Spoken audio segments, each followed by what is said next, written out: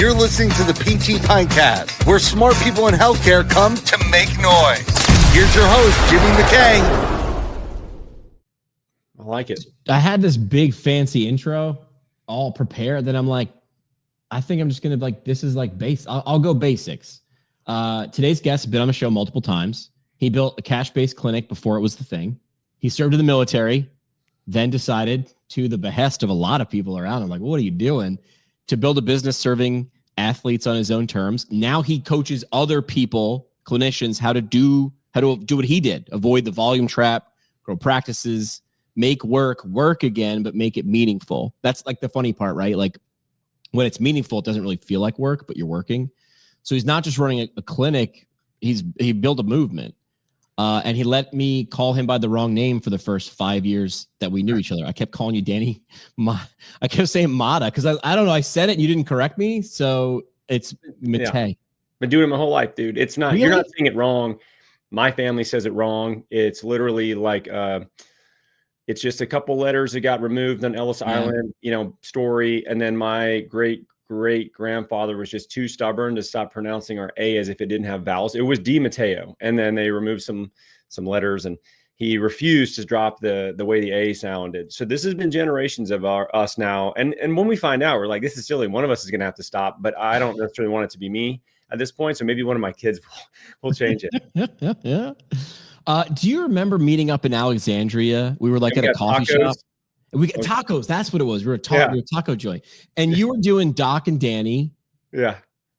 Your podcast from a million years ago. I mean, 10 years ago or 9 years ago, and you were like, "What?" So you were like having like a moment with me where you were like, What's your deal, man?" Like, and I think was I still in PT school? Maybe I just graduated. You had just graduated, to my as best I remember, but yeah. I remember like because so we had that podcast. So it was myself and a really good friend of mine who his wife and I went to PT school together. He was a fantastic strength coach.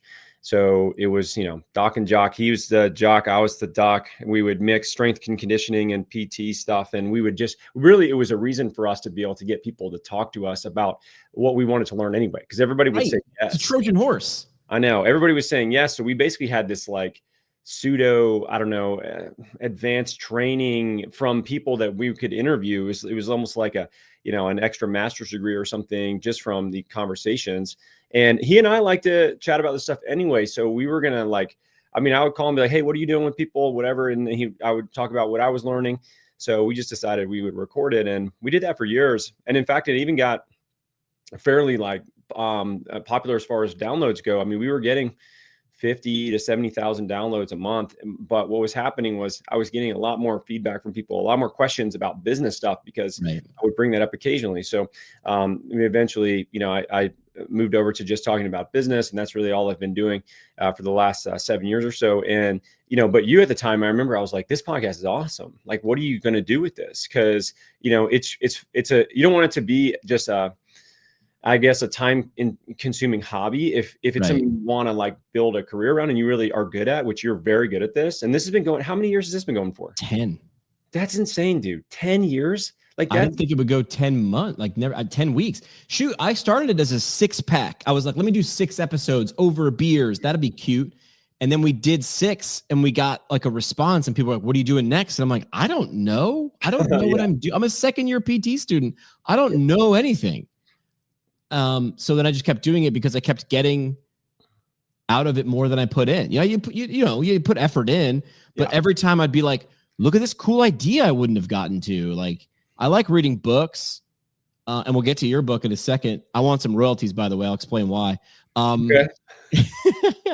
But a human conversation is a life hack, people. Not just a podcast. Having a conversation to give and get is maybe becoming a lost art. Yeah, I agree. And I think that, the people learn differently. Some people, they retain information by reading far more. I always found that I did much better if I listened to things. I actually am an incredibly bad reader. I was telling my brother-in-law this weekend about I moved to a middle school halfway through 7th grade. So I went to 3 middle schools and 3 high schools. So I moved a lot. And so I go to the second middle school I go to, I show up first day And the teacher, we were in like English class or whatever, and she's like, okay, Danny, you read the next chapter. And I'm an awful out loud reader, like so bad that my kids will request that my wife read to them instead of me, back when they were younger, right? And so I get there, and she goes, well, why don't you read this next chapter? And I go, no, thank you. And she's like, no, I don't think you understand. You need to read this, or it's not a request. Yeah. So I go, I'd rather go to the principal's office, because the last thing I want to do on day one in a new school is embarrass myself. And so she sent me to the principal's office. I got detention. My parents were pissed. They're like, just read. I go, no, it's bad. It's terrible. I don't know what it is. I can't read very fast. I'm really like, there's some sort of disconnect, but I can listen to stuff and I can remember it. So when podcasts would come out, or audiobooks, boom, stuff, and I found something that would really help me retain information. So I gravitated to it personally. I listened to podcasts. I was listening to podcasts in 2010. I mean, like I remember listening to like Rob Wolf and the Paleo podcast back in the day, just like trying to learn about nutrition and things. And it just, I could retain it. So I've always really enjoyed the medium. And I tell people all the time, just because you enjoy consuming it doesn't mean you'll enjoy creating it. But sometimes there is that line, that like I go through phases of reading where like I'll be reading 2-3 books at a time. And then I'll go 6 months where I'm like, no, I have no appetite for whatsoever. And then I'll just like go on a phase where like I got to get on a bunch of planes. And next thing you know, I got 3 books in the bag again. Yeah. And I don't think you should feel bad for either extreme. Just do whatever, right? Learn something. I think it's really important to learn something somehow, yes, whether that's a conversation, whether that's listening to a podcast, whether that's reading a book, whether it's reading a journal, article, whatever it is. I actually prefer the conversations because, if you can talk to somebody that's a subject matter expert in something, they're typically pretty good at breaking concepts down as well. And they just distill these things down to you instead of you trying to piece things together. Like it's typically maybe the hardest form of education to be able to do that. But like, that was the unlock for us. The hack was our podcast. Is people would come on and they would explain shit to us. We just ask questions that we were interested in. If we didn't care if anybody listened to it, didn't matter. But the funny part is when you try to create, and people have said this before, when you try to create something for everybody, you create it for nobody. Yeah. I would have conversations where I was like, well, Becky Bliss is a great neuro PT. And I was in neuro when I launched the podcast, and I was like, I could just ask anybody. And they probably going to say yes, especially PTs or healthcare people. They're like pretty giving. And I was like, hey, Becky Bliss, like, let's talk about concussion, because I had to write a paper on it. And she literally wrote, I could have just copied and pasted the transcript and been like, there's my paper. And she, at the end of the interview, when we hit record, I was like, hey, that was awesome. And she goes, hey, are you writing a paper on this? And I go, yeah, I think I'd said that. And she was like, can I send you a Google Drive filled with all the papers I would reference? And I was like, yes. Sure. Told my classmates this. Like, that's not fair. And I go, you didn't understand the assignment. The assignment was to get the most information synthesized. I just decided to do it in the least amount of calories burned. And I learned more in less time with less effort, but that's the point. Yeah. Well, you did something different. I think this is like to the point of like people that I see that are okay with trying to do something different there. And it's not like you cheated, Right. But maybe that wasn't explicit. They didn't explicitly say, don't have a conversation with a professional to help you with this. Right. So you didn't really think anything of it. This is just something that, you thought of that would be helpful and you went for it. But a lot of people have ideas. A lot of people think that there's something else, but they don't ever, do it. They never actually, because they're worried they're going to get in trouble or it's not going to work and look dumb or something, but whatever. It doesn't matter. Or if it was a good idea, why isn't everybody doing it already? Like why are you think you're so smart? I'm just going to stay on the safe side. I'm guilty of that myself, but then every once in a while I catch myself going, I rage against those people in private. Like, why don't you just try something different? Well, then, hold on. This doesn't make any sense to me then. You're not that big of a reader, but you wrote a book. Yeah, that's funny, right? Like it is ironic. It was very hard to do actually, but I think it's different whenever I didn't write like a peer-reviewed, I didn't write a book on research. It's still difficult, man. That's not easy. I can't even say if it's difficult. I've never done it. Never even tried it. Yeah, for sure. It is hard. It took me a long time. I got up every morning at like 4:30 and I read. All right, I would just write from like 4:30 until like 6. And then I'd get started with patients and stuff after that. And the intention of it was I wanted to, that year, I was like, I want to do something like this. I've always thought like this would be a challenge. And so it took me about 7 months of doing that to really, Yeah, it was a lot. But then you have like the editing process and all those other things. And but the nice part about like some of these things, like forcing yourself to do that, is it helps force your own concepts to be more concrete and the way that you explain them. Because if you have to type it out, you can't blabber on about stuff. Right. And it really helps form some better infrastructure for what you're teaching people. So that helped me a ton. And the other thing too was, at the time at least, and there's plenty of people that have written books in this space, and many of them are really, really helpful. And if anybody that's done something like that and they're sharing it, it's usually worth the price of admission. And books are so cost effective for gaining knowledge. But for me, like, I didn't have resources when I started my clinic that were specifically like designed to help with, going from zero to, getting to the point where you can hire somebody else. And also like what to look out for. I almost felt like if I could write a book that would help people look around corners, like that would be so helpful. And so I basically just wrote the book I wish I would have had. Yeah. And so that was I guess it helped me with the project, because I knew that it would be something that would be helpful for other people. I didn't know how many people would actually read it. I just felt like this would be something beneficial to the profession. And even if it didn't work out, at least I could like take some pride in the fact that I stuck to something that took so long, and it was very, very hard for sure. But like, ballpark it for me. How long has it been and how many copies have you sold? Like, not that was the point, but I'm just interested. How many people?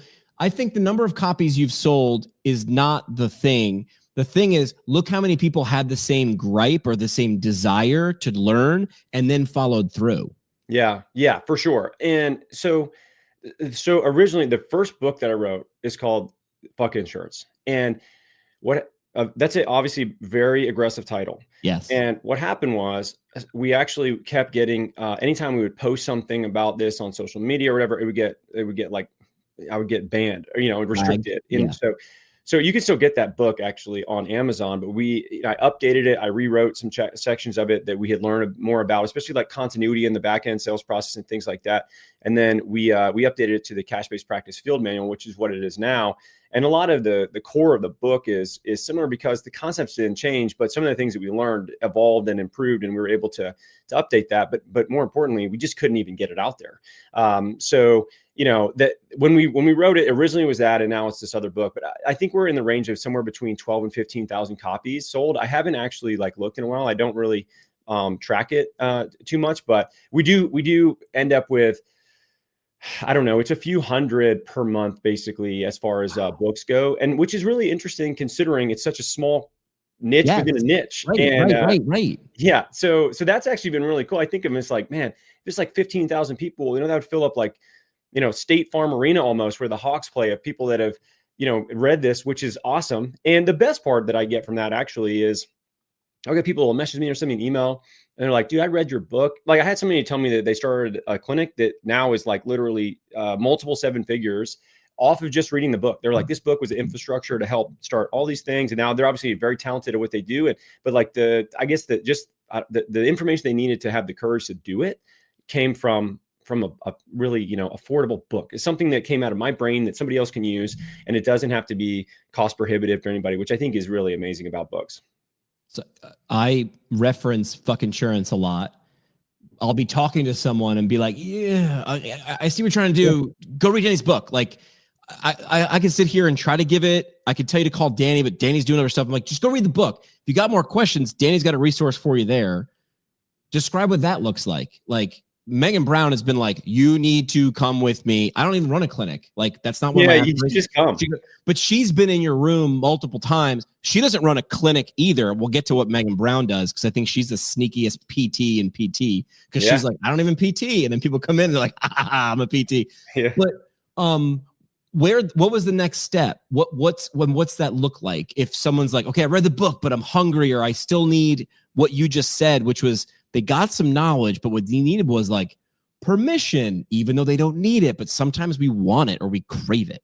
Yeah. What's interesting about our profession is we're typically like quite risk averse people. You and I might not necessarily be. We also don't. I mean, we also don't really fit the mold based on the things you're telling me you did in school and some of the things I did in my career that were just very different. Yeah. So, maybe unintentionally or unknowingly, we are a little bit more entrepreneurial than we would have thought, but our profession by and large is not. We're quite risk averse. We go to we go to school into the assumption we're going to have this like great career, which we were promised. And, you know, and it is a very personally rewarding career, right? So I think what happens is, unfortunately, a lot of people are reluctant to make a move away from being employed in a traditional sense because that's not their nature. So they have to actually have typically a lot of frustration or pain to get to the point where they really start to look at, this is something that I want to do. And I would say it's changed a little bit. Like I've presented to PT schools now for about 10 years straight. And one in particular, I do every single year. And every year I get more and more interest in cash-based physical therapy. It's just growing within the profession. But for most people, they just end up getting frustrated. And usually it's between 3 and 5 years into the profession. I see a lot of that sort of happen where people question whether this is what I want to do or what are they going to do next. And that's when they start looking around, right? And then they're like, what could it possibly be? I think the book is a really good entry point for that. And then they kind of have three options. I talk to people about this. It's like, okay, you need to pick one of these three. Otherwise, you're going to be incredibly unhappy. So, number one, you either decide, even though you might be a bit frustrated in your career, you work in a career field where you get to make true long-term changes in other people. And that is a powerful thing. Don't just take that for granted. Don't like, it is noble what we do. It's very important. So there's nothing wrong with it. So maybe you don't make $300,000 a year, but you know what? Like, you truly help people. You have a great job. You have a lot of stability. What you need to do is focus on being excellent at what you do. Stop looking at other things. The grass is not greener anywhere else. Like, commit to excellence and you'll be a lot happier by doing so. The second route is just fucking leave. Just go and do something else. Like, if you really think you made a mistake, it's not a mistake. You learn amazing. Exactly, dude. You learned amazing skills that transfer to many other professions really well. And we see that happen. So if you really feel like this was not where you're supposed to be, no harm in that, man. Just like go and find the next thing and pursue that. The third thing is, if you want to stay in the profession, this is a lot of people that we work with, but you want to do it in a way where it's lower volume and you have an opportunity to really have upward mobility in terms of what you make and the flexibility in your time and the say over what you do, then a cash-based practice really is the easiest, most low-risk entry point into business aside from maybe a digital business that has completely different sort of infrastructure, but like it's much, much lower risk than a high volume in-network clinic.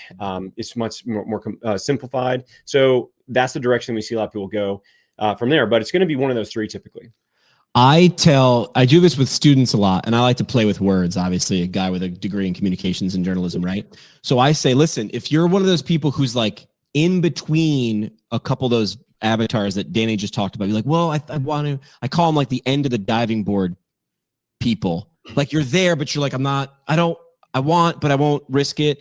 So I tell PT students, I'm like, listen, go get a job. Go get hip or a shoulder. Those are the two options. Both are ball and socket joints. You play with anatomy. Both ball and socket joints. Your 9 to 5 that you can start getting paid tomorrow because you have a heartbeat and a license. That's your hip. A lot of stability, not a lot of mobility when compared with the other ball and socket joint, the shoulder. Lots of mobility, some stability. So I tell them, listen, get one of each. Get that stable job. Get some cash underneath you. Get whatever Dave Ramsey or whatever pundit says. Get 6 months, 8 months, 12 months worth of security money. Do that. Get your 401k and mom and dad are happy because you got benefits. And if you're still a little pissed, like Danny was or other people, if you're still like, I thought the ceiling would be higher. Not even money, but like freedom or whatever it is that you want. Build the shoulder on the side. See if you can hang from it. See if you can pull yourself up by it without dislocating it. And if you have the right archetype, the right personality, the right talents, talent is what you're born with. Skill is what you can learn. I think you can absolutely learn these skills because they're skills, which means you can learn them.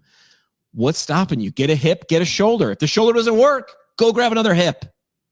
I think that's a perfect reference for our profession. I mean, it makes complete sense. And it's a good way to test the waters. I think a lot of people do that.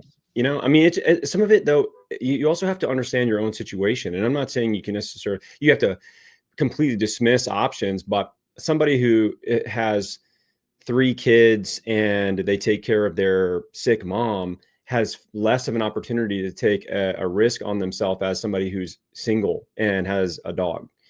So like you can't compare yourself to everybody because you may not necessarily have the same environment around you. You may have the same opportunity to take a chance on yourself.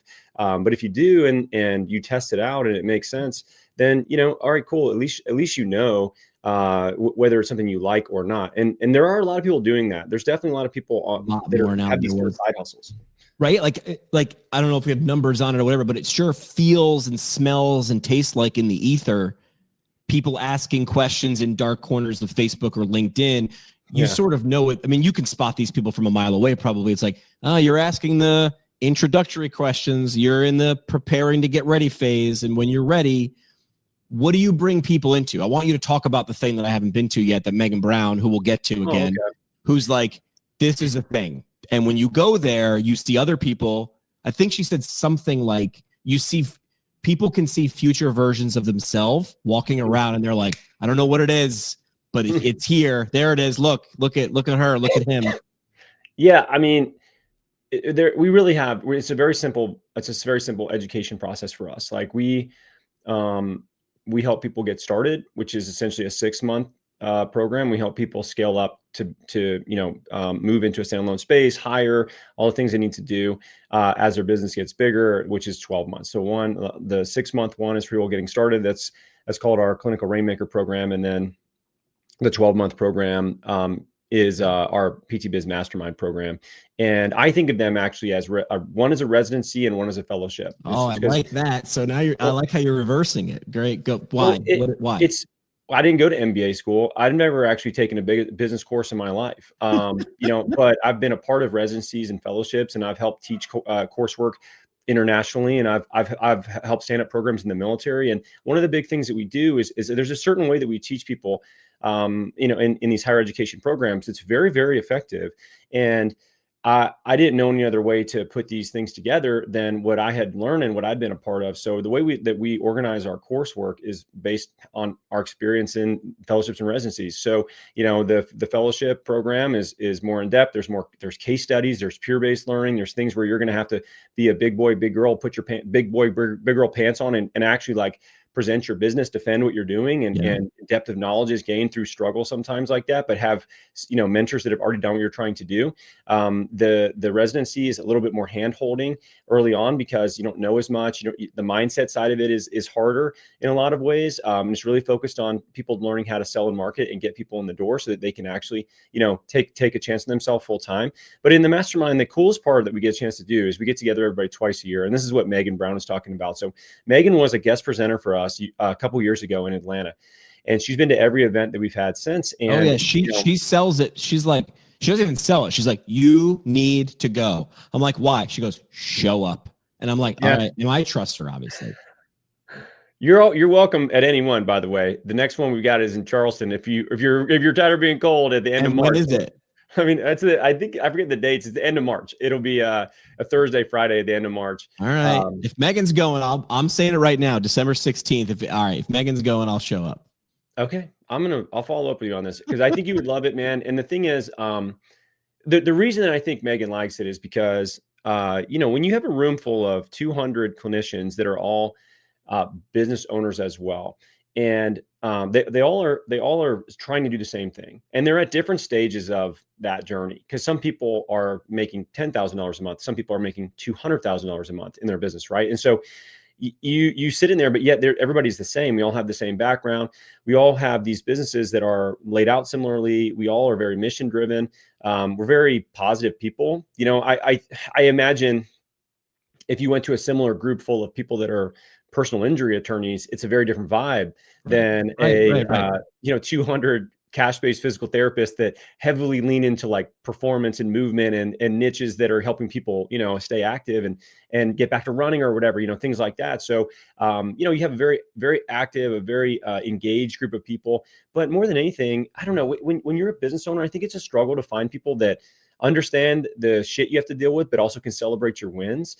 And when you get around people like that, it's almost like I like to think of it as like recharging your battery. So your entrepreneurial battery gets drained with all the work you have to do and the problems you have to solve, and that doesn't ever go away.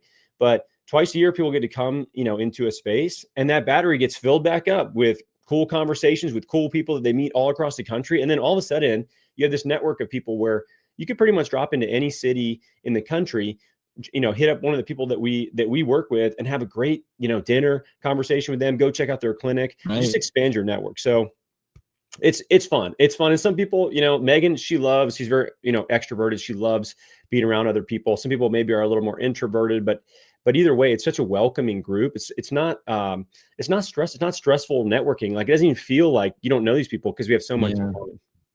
Megan, so people don't know, right? If people don't know Megan, and I'll get her on the show eventually, she always says yes, but because we're so close, I don't hammer her on like coming on as a guest.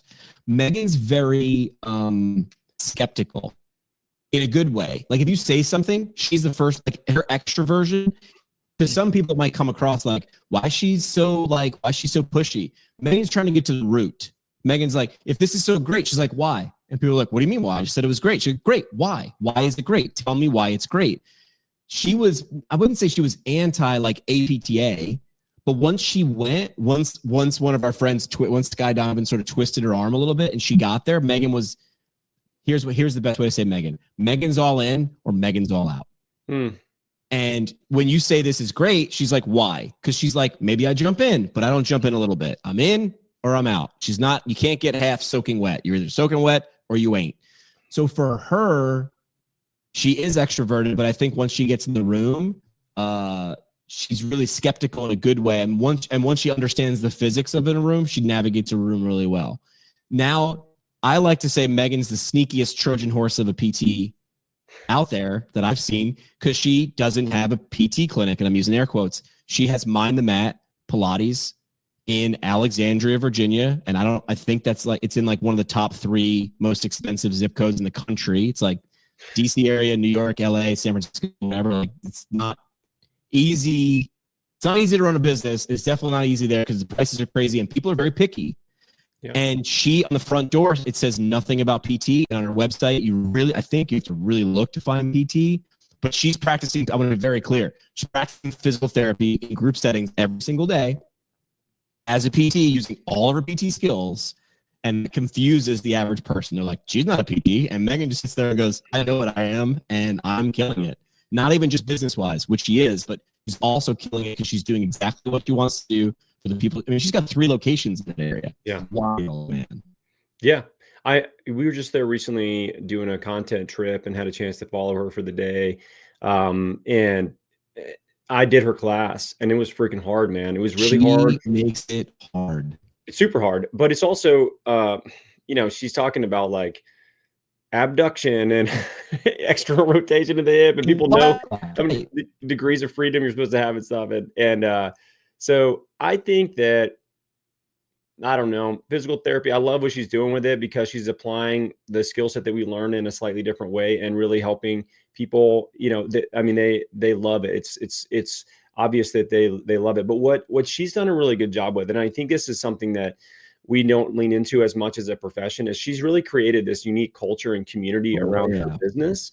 And too often, and in my experience, like in the military and even working in like high volume in network clinics, you're discharging people so fast, right? Like they're in and they get discharged when their insurance runs out for the most part. And you have patients that will come back, and we build a lot of rapport with people, but the sense of community that you can build in a place like that, or even like some of the clinics that we work with, or even the one that I'm still a partner in, the ability to work with people long-term creates this community of people that are like-minded, that trust you as a resource for health and wellness. And like, that's a really unique advantage. And honestly, it's probably my favorite part of the whole business model. Yeah. So I just think that's something that she's done a fantastic job with. And everybody who has a business that's in the PT space could really, really learn a lot from, like, how do you actually manage, cultivate, and really build a healthy community of people that are clients of yours that turn into then friends with everybody else that you work with. And raving fans. I mean, she's got a waiting list, and I know clinics out there do well and have a waiting list. But her classes have personality. People go to this instructor on this day, and she, by the way, teaches her own instructor. So you come in a lot of times as a client. Next thing you know, 3 years later, you're like, I want to be an instructor. And she's like, right this way. So she understands who's who in the zoo, like who's who in the neighborhood.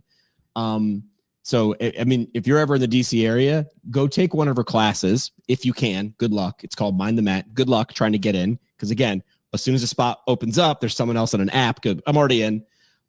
She's doing it sneaky in public. Let's talk about the thing that you did with her. You've been doing, and the thing that you're also doing, which I think is so simple and basic, but so brilliant, because that's where the brilliance really is. It's a circle. You're essentially, let me describe it and you correct me if I'm wrong, where I'm close. It's like MTV Cribs meets a PT clinic, like with the people that you work with, the people that you describe, where you're like, I'm going to drop by and we just want to see you. And then we're just going to chop it. We're just going to talk. And like, at no point are you sitting down and looking into a camera. It's like a camera is just following Danny around and Danny's like, what's up, dude? And then the clinician is just hanging out. And it's the most approachable, digestible content. If you're the person who wants to do it in 6 years, this is the stuff you should be looking at. How close to that? So these are I've wanted to document our profession as far as like cash-based physical therapy clinics go for a long time. The challenge is it's time intensive and it's resource intensive with videographers and editing and all that stuff. Right. So, but we got to a certain size with our business where we felt that this was a project worth doing and had no idea if this would actually benefit our business in the least. And I actually didn't really care because, I mean, to me, this isn't a cash grab, dude. This is my profession. Like, this is just like something that I'm very interested in. I would like to see it improve and continue to be around and evolve. And I think one thing that's really interesting right now that's happening is you see this big move of people that are moving towards these very small niche-based specific cash clinics that have the capacity to really grow.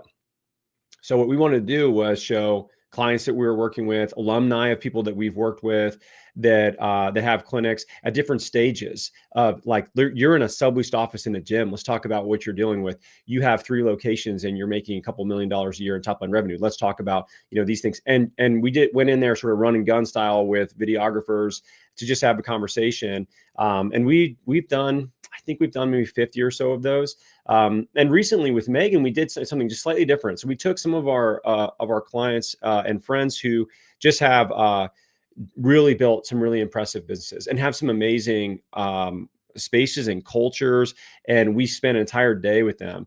And then we pulled those together in a far more sort of like story framework. And Megan's is the first one that's come out and really be able to tell the story of how they got where they're at through PT, school, through their upbringing, through the business side of things, and really like highlight just these amazing people in the profession. And that for us was like, yeah, we did MTV kind of crib style, but now we want to do like chef's table like style and see which one we like and resonates the best, right? And so like that's kind of what we're doing. But partially for me, it's a creative outlet. I like this kind of stuff. I enjoy getting out of my office and going to clinics and being able to see that.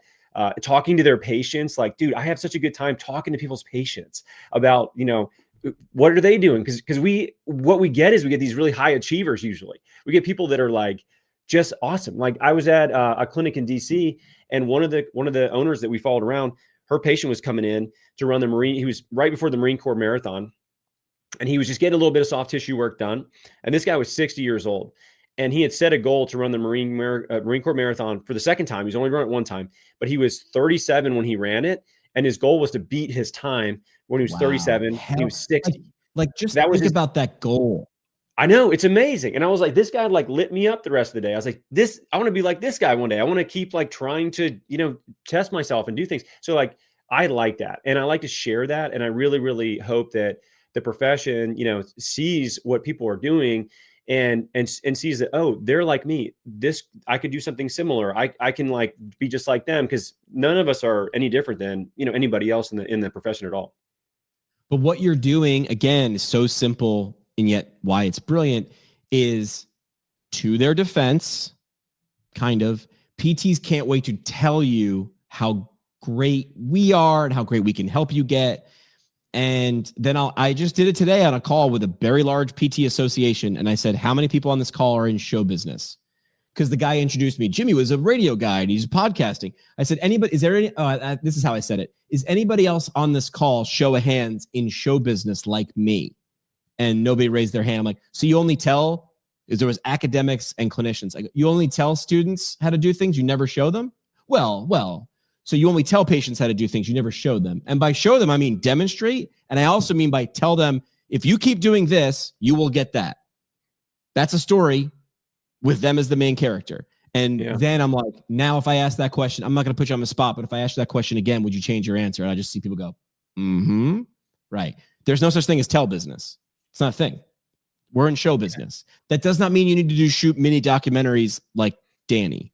It means that if you can find a way that you're comfortable consuming or sharing some sort of medium, because people say media, I'm like, it just means word, picture, sounds, videos, just a medium, how you do it.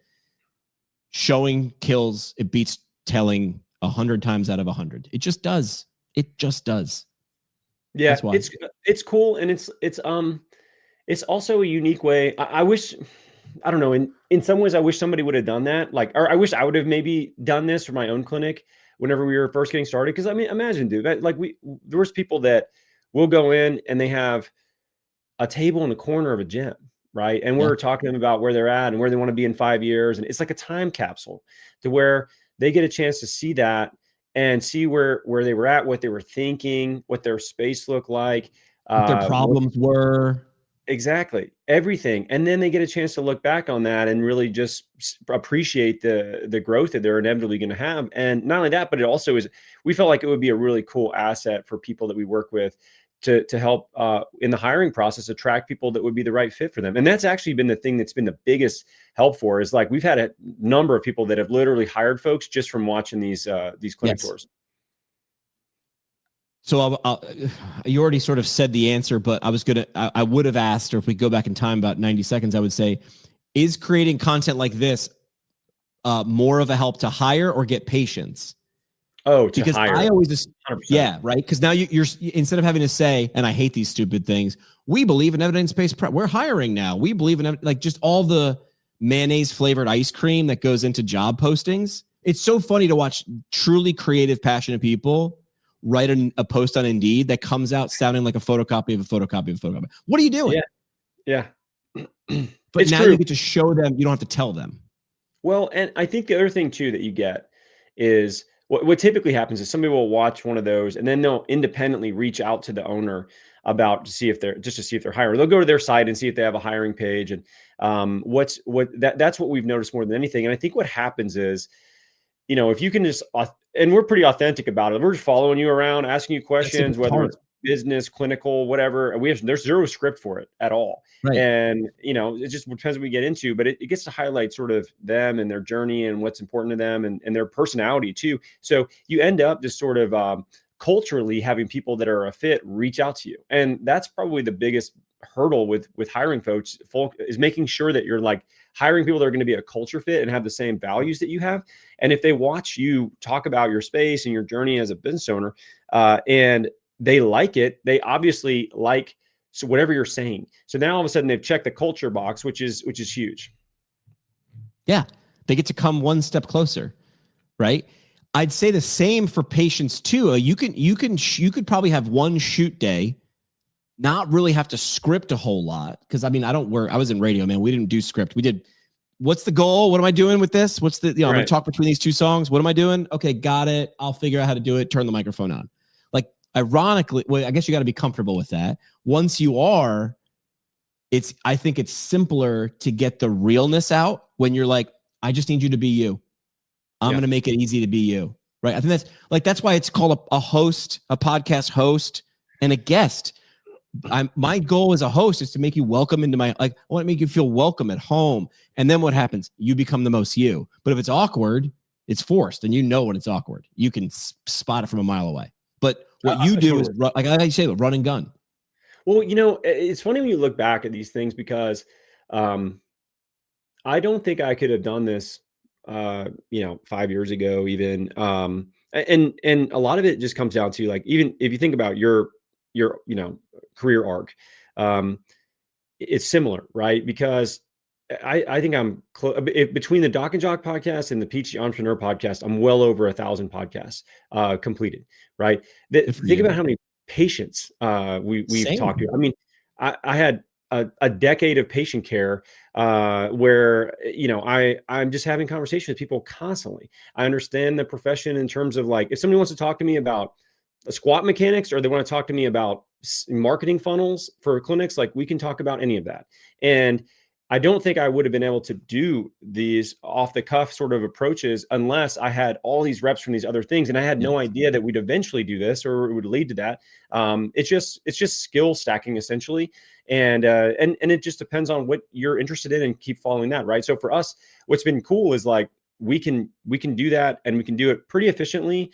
And maybe there's plenty of things we could do better. There's no doubt about that. But like, for us to be able to share these things, these businesses, these people, and what's going on, I just think, from a profession standpoint, and even just having conversations with the APTA recently, it's obvious that we're going this direction where we're going to be more entrepreneurial as a profession. We have to be, and we're not. Yeah, I mean, it is. And it's the ironic thing too, that they said, I remember I had a conversation with some of the APTA about how funny would it be if our profession drives more to the cash-based route, and then insurance literally has to work with us more because there's not enough of us taking insurance. Right. And all of a sudden they reimburse us more. Like, what a weird fucking 180, not even I didn't even think that was a possibility, but like, it's going that direction. So, for us, we just want to be a part of that and highlight it and help grow the profession in a way that I think is very sustainable. And obviously insurance is not changing anytime soon, so like it's good for us on the economic side as far as being able to provide for our families and create time freedom. But more than anything, it allows us to stay in the profession and really enjoy the career that we signed up for. I agree. Yeah, I agree. What's the future look like? I mean, you sort of gave a snapshot, and quick before I forget, where should someone go if they're like, I want to do this? Where do I get more of this guy? Tell them the exact one spot. You can just go to physicaltherapybiz.com and you can learn a lot about what we're doing. You can go to YouTube if you want to watch our clinic tours, and we put a bunch of actual video based podcasts out there. So the PT Biz channel on YouTube is a pretty great spot if you want to learn about this stuff. And I've watched every single one of these clinic tours myself, even though I was there, because I just am so fascinated with everybody's origin stories. It's fun. When I sit down with creative calls or whatever, if someone's like, hey man, you got to meet this guy, I'm like, all right. And then there's that pause when you're like, hey guy, I don't know. And you're like, hey, so where do we start? My holstered response is, what's your superhero origin story? And of course it breaks the ice. People, I don't have one. The really the people with the cool stories usually say, there's nothing special about me. I'm like, that's when we got something. Yeah. And then they break into this crazy ass story where I did this thing and I'm like, what? That's so outside of my realm. This is so interesting. But we all have an origin story, and every business is made by humans. That business also has an origin story. So your stories are so, again, simple, which is why they're brilliant. It's the hero's journey. It's obviously still working. Otherwise, you wouldn't be able to drop by the clinic. And the fun part is where in the hero's journey, and when does that end? It only ends when you want it to end, which is we close it or we sell it or we're still going. And that's the fun part. They're all the same, but they're all different. Yeah, and for sure. And I think that it's like a time capsule in a lot of ways too, which are really, it's like, what if your grandfather, you could watch videos of him, doing or whatever it is that whatever he did at the early stages. Oh my God, I'd be all over that. Yeah, but we can't. But now we can, and that next generation will be able to do it. Yeah, which is even crazier. But you ask, okay, where is this going? And I think about this a lot, actually, just because I think what you're seeing with cash-based clinics now, number one, so I wasn't the first person in the world to start a cash-based clinic. When I did it was 2014, but I only knew of one or two in the city of Atlanta at the time whenever I started mine. So they were around probably a good solid decade or more before that, but they were very, very few, and you had to be incredibly niche specific, and a lot of people didn't think you can grow them past yourself. But the landscape has changed quite a lot, where people have more skin in the game. Insurance has gotten worse. They're looking in a lot of ways for proactive solutions, which is really interesting too. I think people's views on healthcare has changed. Yep. I think some of it is it's based on their age and how they grew up and what they value. So I think people, especially between sort of 30 and 60, are very, very much interested in investing in themselves and viewing it as that. That's a great spot for us to be. So I think what you're going to see is these type of businesses are going to continue to grow and continue to become more sophisticated and complex. But on the backside of that, I see consolidation happening. I see acquisitions of these businesses happening. I see regional clinics that are getting significant funding and backing, and really, going hard in the paint to try to really grow and increase their footprint. And probably, I don't think we're far off from probably a, multiple $100 million, if not $1 billion cash-based, PT clinic group that's going to be, built, organized, and sold, very similar to what we see in the in-network space. And in fact, it's probably going to be somewhat of a mirror image of that. So if you're listening to this and you're thinking about starting a clinic, I think now is actually a great time to start that. You're not just competing with, you're going to have to compete no matter what, but it's not quite at a place where it's that organized yet. But if you do, keep in mind that you really have to understand how to be a good business owner. You can't just get by on being a good clinician anymore. You used to be able to do that. You can't. You might be able to just have a lifestyle business, but even that you're going to struggle with if you don't understand the basics of business. So if you want to go that route, you really, really have to learn how to be a business owner. You have to be a business owner first, a clinician second. Otherwise, you're going to get people that are not just from our profession, but from other professions that are business ninjas, and they're going to come and eat our lunch, right? So like, I don't want to see our profession just get taken over by people that are not even involved in our profession directly. They just view it as it's an opportunity to make a bunch of money in a fragmented industry, which has happened in basically every single industry ever. So just keeping in mind that like self-defense for you is learning how to be a business owner, learning how to actually like understand how to sell and market and systemize your business and hire and create a culture, because there is a lot of unique advantage in being a local business. People want to support those and they want to get behind those, but you got to give them what they need too and be like a repeatable service and consistent.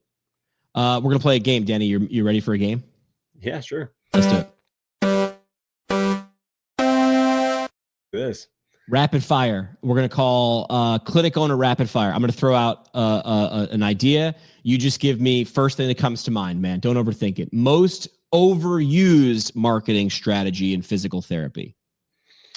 Oh man, I would say, I think it's social media. If I'm being honest with you, go ahead. I think that people put a lot of time and effort into social media and they get very little out of it. And it does fit in the ecosystem of many other things, but if people spent the same amount of time that they did trying to curate perfect posts that nobody ever looks at, and they just spent that in their community and really became an avid, person of being helpful and valuable to your community, they would get more patients from that. Most underrated clinical skill. Listening. Yes. So I was like communication, listening, communication, same thing. It's the eval, dude. It's like, I think what people fuck up is they do not listen to people enough in an eval, and they do not understand why they're actually there. And if you can clarify why they're there and get them like, and they're clear on like that as well, the buying decision is very easy. But it doesn't come without you having to actively listen to them and ask them questions and listen to their responses and really piece it together.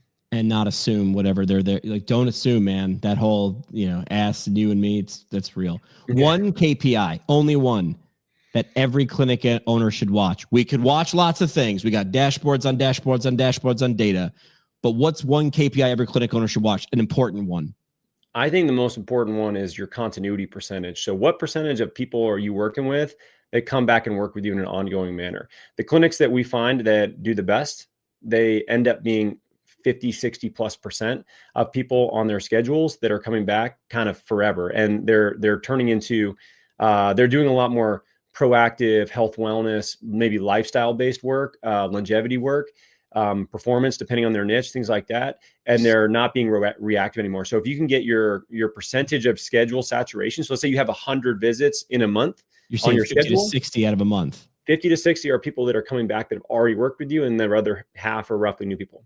And here, go back to a previous question. Those people are easier to market to because you probably have their phone number and their email address, and they at least trusted you once. That's warm. That's not cold. Well, not only that, so normally our profession is taught, solve the injury discharge, because that's what insurance tells you to do. And we've never been taught how to sell this. I didn't learn it. I was in the fucking military. You think people are coming back No. to me to do performance work, maintenance? No, come on, man. Like, so I didn't know the first thing about this, and I didn't even realize that it was important until years into starting my clinic. But if you can learn this from the get go, and you can understand that, like, you're solving a first problem with somebody, but then you have the opportunity, the luxury of asking them, what do you want to do next? Like, what have you ever thought about what you want to do? Like, are there any physical goals? Are there any things that you think that maybe you couldn't get back to, or you could do that you've always wanted to? Like, and it could be very simple stuff. But once you ask them that opens up the opportunity for them to think about what they want to do with their vehicle in life. And if you're a fit to help them do those things and stay ahead of, these injuries that pop up, and obviously things still happen, but be able to be proactive with people, that is what people are looking for. And that is where we miss out on massive amounts of lifetime value. And more than anything, massive amounts of beneficial work with people Good that is change. life changing for them. Yeah. You mentioned one of the reasons maybe you wrote the book or wrote the second one was like, if I could help people look around corners, like that's I like that. It's like a concrete thing you can picture. So if you had to do it all over again, what's a thing you might have done differently if you could have looked around a corner? I mean, take this as you want, because obviously we work with people to help them with their business side, but I would have got somebody to help me much earlier. I mean, the reality is, I think some people, I say this, but I probably still wouldn't have done it because my ego wouldn't have let me. You're And human. I didn't want anybody to have any like say over, oh, Danny, because of this is why he was successful, right? It was because I just want to figure it all out by myself. As painful as that was, Yeah. as expensive of lessons I had to learn, especially, dude, when we scaled to our first clinic, I mean, I did everything wrong. I mean, we went from $100,000 in our operating account to like $5,000. It couldn't even make payroll. And I just fucked up all these things in the build out process. I prepaid all this stuff. I got delayed months. I'd already hired staff. Like we literally almost ruined our business in the process of growing because we had figured some things out. But then it was almost like we created a car we didn't know how to drive and we were about to crash and burn. So, for me, what I would have done is I would have gotten help from people that have already done what I'm trying to do. And I'm so fast to do that now, by the way. If there's anything that I can't figure out, I go and figure out who I can just hire to teach me this thing, or what groups already figured this out, or whatever program, and I just sign up for it. I do this every single year because it's almost like I'm trying to make up for the stupid shit I did early on. So I would do that because that's the easiest thing to do. I don't know an easier path to get where you want to go than just find somebody who's already done it. Smart. When you put it like that, Danny, it makes complete sense. So stop making so much sense. Last thing, this is just personal. What's your favorite way to reset when you're burned out? Doing whatever you do. You mentioned battery drained, right? Getting together with people helps charge it. But what's your favorite way of resetting, recharging when you get that? Man, I just like to spend time with my family, dude. It's like zero work. Go play basketball. Go throw the frisbee around. Get outside with our dogs. Go and enjoy Atlanta. It's we live in a beautiful city. It's very easy to bike around here. We live close to where the Beltline is here, which helps us get kind of all over the city where we want to go. I like to get up to the mountains. I like to go trout fishing up there. It's just being outside and being around my family is like the number one way. It doesn't have to be anything crazy. I'm not doing like these, I don't know, silent retreats for a week to try to find out who I am as a person or something. Dude, I just want to chill with my kids and my wife and not have to worry about, whatever business stuff is going on. But ironically, I work with my wife. So even when we're around each other, there still tends to be business conversations, but I purely just enjoy being with my family. And it's not easy. It's not hard for me to shut down anymore because that's something I've had to work really hard at doing. Yeah. So proximity to that is very easy. I as soon as we're done here, I'm probably going to go shoot hoops with my son in the driveway and enjoy the nice sun that's out today here. All right. Last thing we do, this is the parting shot. This is the parting shot. One last mic drop moment. No pressure. Just your legacy on the line. Just your legacy on the line. Last thing we do is just a mic drop. What's one thing or idea you could reiterate an idea you already shared or come up with something new? What's your parting shot for today? I mean, I think the biggest thing for people that are listening to anything like this is just figuring out, these three paths that I talked about. I see so many people that they just are, it's almost like they're like in pain. They're trying to figure out what to do with their life. And I've been there too. And it's hard because you don't want to make the wrong decision. Sure. So I would reiterate the fact that like you need to take some time to really think through what you want to do. And once you feel somewhat confident about the right direction, then just take action on that. But I think for a lot of people, they don't take action because they never take the time to actually really think about what they want. Like not necessarily what they're do with their career. What life are they trying to live? Like, what's a perfect week, month, year? Like, what is a perfect life look like to you? And then start to reverse engineer what that looks like and what gets you there. Like that's it. Yeah. And for most people, and this is actually something that we get to experience as PTs. I've worked with young kids up to people that are, incredibly old. And what I always love doing whenever I have like older patients, I love asking them about their life. And I'll ask them if they regret things. Like the amount of people that I've had cry in my arms, I'll ask this shit. And again, what you hear over and over and over again is people regret not just kind of like doing the shit that they wanted to do. They just end up doing stuff for other people. Right. And they're kind of stuck, and they're stuck in a life that isn't necessarily what they wanted. So, and not to say whatever, it's not the worst thing in the world. There's plenty of terrible things that happen that we're fortunate to be in the US and not necessarily have to deal with lots of things that we take for granted. But damn, man, you have an opportunity to just like do what you feel compelled to do it. You just have to come to the conclusion of what it is first, so you don't end up making all the wrong choices and end up like climbing the wrong mountain when you should have been doing this other thing. Yeah. All right. I'm going to see you in Charleston in March, saying it. So it's got to be true. This is time stamped. You're coming. It's a beautiful spot. We're going to be at Wild Dunes. I mean, you don't ever have to twist my arm to go to Charleston ever. Bro, I know. Are we going to go to King Street at least one of the nights or whatever? How's that work? No, I'm not.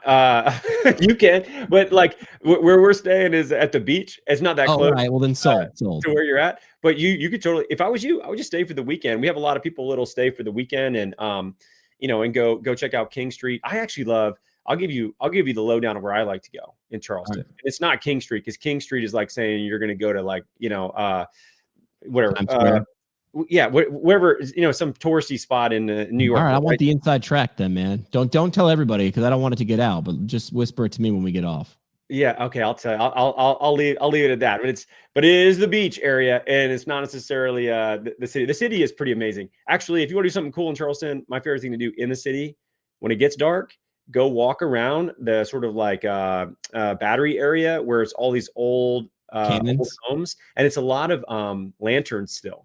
So it's like it has this really like unique, creepy vibe. Yeah, and it's all like these gas lanterns, so it's not as much sort of like, it's not as bright, and it's a really, really fun place to go just stroll around. Love it. Danny, appreciate the time, man. Thanks as always. We'll see you soon. All right. Thanks for having me on. That's it for this one, but we're just getting warmed up. Smash follow, send it to a friend, or crank up the next episode. Want to go deeper? Hit us at ptpintcast.com or find us on YouTube and socials at ptpintcast. And legally, none of this was advice. It's for entertainment purposes only. See, Keith, we read the script. Happy now?